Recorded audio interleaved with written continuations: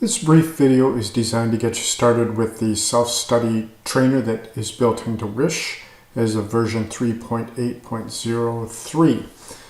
If you're not familiar with W.I.S.H, we've assumed that it's already been installed on your computer, and the icon looks like this. To start W.I.S.H, just double-click on the icon. You will get a pop-up screen like this if there's been no license installed, and so if you do get a pop-up screen that looks like this, simply click on this OK button. Here you want to continue in evaluation mode. Next, what's going to happen is you're going to get a screen like this. This is where you would normally click into a set of data. Instead of going into the data directly, what you want to do is start the trainer by clicking on this button right here. That opens up the trainer window, which looks like this. There are a couple things you can do. This icon at the top accesses the video that you're watching right now, so obviously you don't need to do that twice. This document down in the bottom left corner will print out the same instructions of using the trainer as I'm covering in this tutorial. The process of the trainer starts up here in this student information area. You need to already have a course token provided to you by your agency. And I've got a token here, and I'm just going to type that in right now. When you have a token typed in that has been provided to you, you're going to click Next on this Activate button. This will pop up this screen right here. The importance about this screen is you want to be very, very accurate, because at the end of the course, you will be emailed with a certificate. And you want to have your name typed in there properly. So I'm going to type my name in there. Below your name there are two fields. They must contain an email address, and the email address must be accurate. Also, you're just confirming in the second one, so make sure that there are no errors in the address that you type. So you're going to type your email address, because everything that you need will be sent to your email. Check your entries once again, make sure that your name is spelled properly and that your email address entered is correct. When you're done that, you're going to click on this Activate and email me my validation code. And you should get a message like this. Now you need to check your email for that email that was sent to you. I'm going to do that now. Okay, here was the email that I received. You can see it has a token code in there that I typed. It also includes this 4-digit password. It's important that you keep this password safe, because you'll need it whenever you go into the trainer. If you've taken a break, for example, and then come back, you may be required to log back in, and you'll need that password. So record it somewhere or keep your email handy. Okay, now that I have that, I'm going to go back to the trainer here. And now instead of initiate a course token, you need to choose the second option, sign in with an activated course token. When you do, you notice that this field down here is blanked out. At the end of it, there's a button with 3 dots, and you can click on that. In there, you will see the course token that you activated with your name, and I'm going to click on that right here. Now, next, when I click Sign In, what's going to happen is that the computer is going to realize that I don't have my course material yet. So watch what happens. This is the pop-up message I got.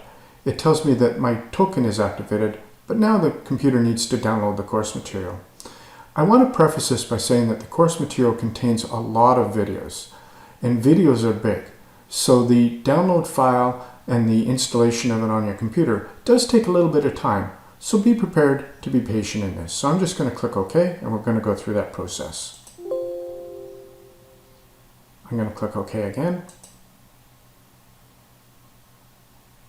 Down here at the bottom, you see the green bar indicating the download process.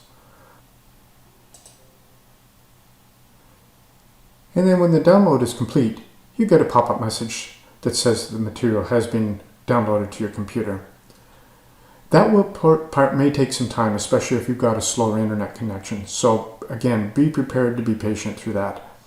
And now what I'm going to do is I'm just going to click on the OK button. It will go into the next phase.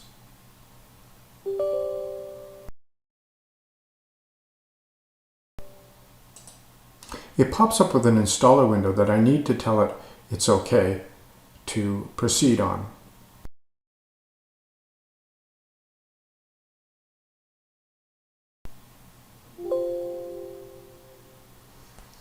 Okay, so that duration for me on my computer took about 3.5 minutes.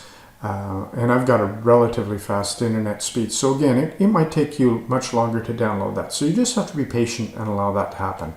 When that's all done, you're going to click on the OK button. And now you can go back to the sign in with a token and click sign in this time. And this time you get a pop-up screen asking for the password that was emailed to you. I'm going to type mine in now. And then I click on the sign in button.